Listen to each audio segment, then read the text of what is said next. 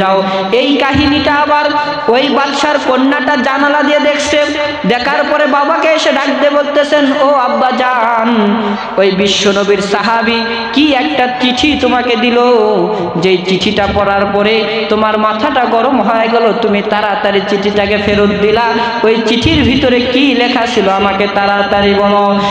বিশ্বনবীর কথা অনুযায়ী ওই বাদশাহ তার কন্যাকে ডাক দিয়ে বলতেছে, মা, বিশ্বনবী এই চিঠিটা পাঠিয়ে দিয়েছে। এই চিঠির ভিতরে লেখা ছিল যে আমার সাহাবী সাদ রাদিয়াল্লাহু তাআলা আনহুর সঙ্গে তোমার সুন্দরী কন্যাকে তুমি বিবাহ দাও। কিন্তু আমি কখনোই তো দিব না, কারণ আমার এত সুন্দর কন্যাকে আমি সাদের সাথে বিবাহ দিতে পারবো না। কারণ সাদ রাদিয়াল্লাহু তাআলা আনহু ছিল কালো কুসকুসে, কি ছিল? কালো কুসকুসে ছিল, এর সাথে বিবাহ দিতে চাই না। এবার আব্বার কথা শুনে সেই